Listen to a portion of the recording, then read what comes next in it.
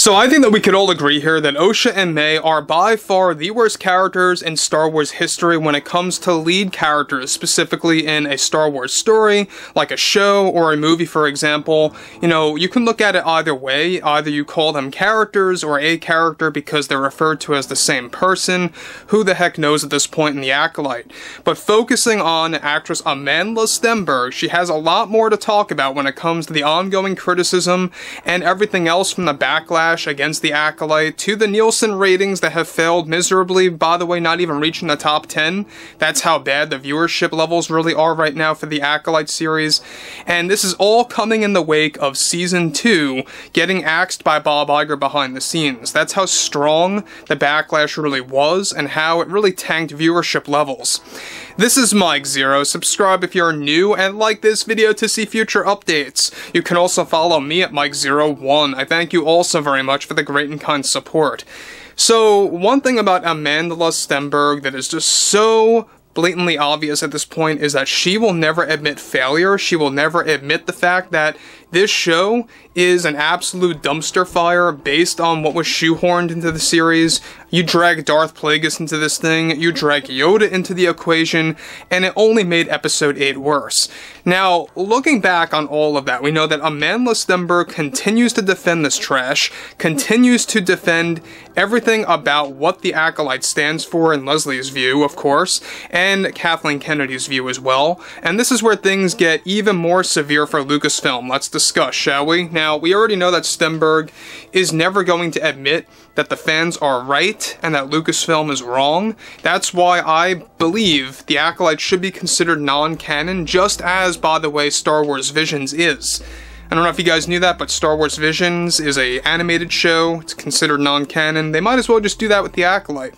So focusing on this further, with the Acolyte finale already causing the Disney Board of Directors to head into yet another emergency meeting toward the end of this month, one major development now has more to do with Amandla Stenberg and what she had to deliver after the Acolyte was cancelled behind the scenes by Bob Iger, as Kathleen Kennedy is now fighting to reverse that decision to reinstate Season 2 immediately.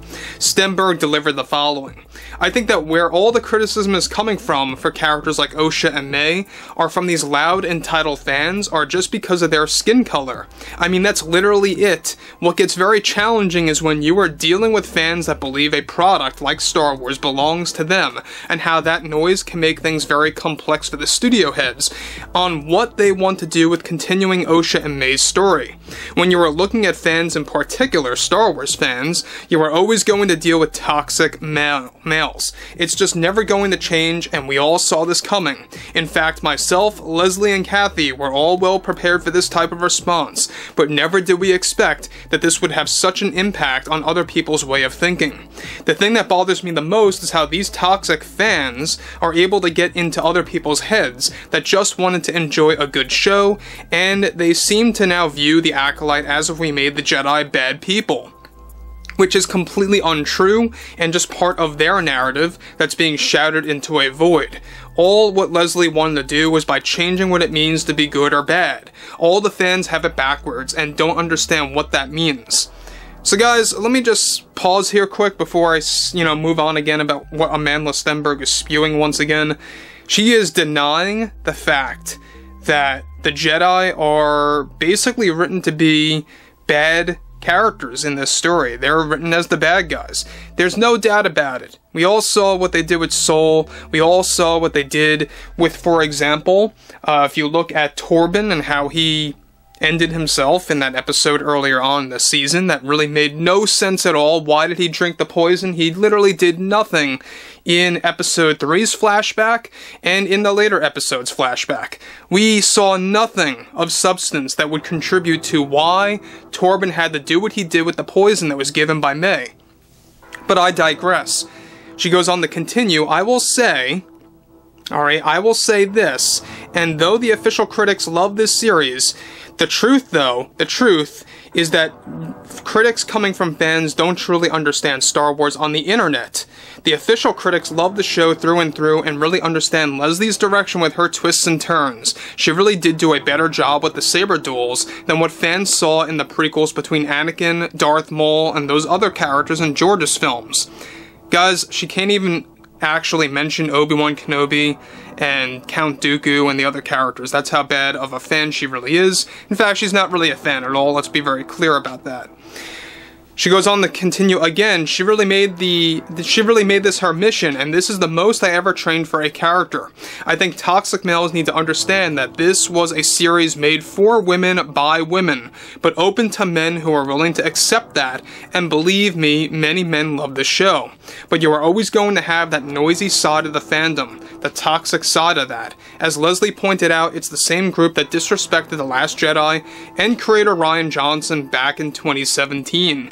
Again, guys, here we go again with The Last Jedi. They keep going back to this divisive movie that was the very beginning of the end of Star Wars, right? Rian Johnson destroyed it all right from the get-go in 2017. The only reason why I think a lot of people are overconfident about The Last Jedi going into it before it even debuted, the excellent TV spots and the trailers, which by the way, the marketing was very well done, I will say that. Number two, Disney showed overconfidence in Rian Johnson. In November's earnings call of 2017, Bob Iger announced that there were going to be 3 movies made by Rian, a trilogy, prior to The Last Jedi, so everyone thought, oh, it must be that great. Same exact thing happened here with Leslie Headland. This is why, earlier on than expected, they had spin-offs going on behind the scenes. They had a season 2 behind the scenes that was going on. They had everything pre-written for the continuation of Darth Plagueis and Yoda, etc., etc. But this is where it gets interesting.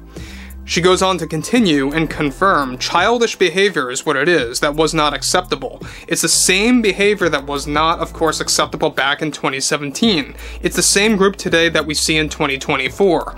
And it's not surprising in the least. I honestly view Osha and May as more complex and interesting characters than Luke and Leia that truly hold a more original dynamic. They really are literally the same person, and that's what Leslie's aim was for her I Am Your Father moment. And she did a wonderful job. So, she's comparing the reveal in episode 8 and earlier on the season 2 that they are the same person, and how Soul wants to really kind of prove that to the Jedi Council, right? To the higher level of Jedi over there, and to really kind of point out that there is a Virgins of the Force on Brendok.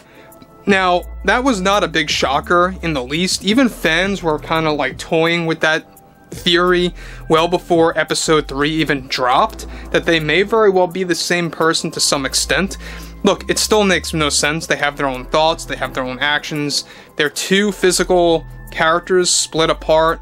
The whole nonsense that they are the same person is just confusing to say the least. But what's interesting about this is the fact that she continues to not admit failure. She continues to blame these so-called toxic fans that know nothing about Star Wars. The toxic fans that they're talking about are actually passionate fans that once loved what George Lucas had created 40 plus years ago. So I would like to hear what everyone has to say about this below in the comments, and if you guys did enjoy the content for today, make sure to drop a thumbs up on this video to support the channel, and I will catch you guys later.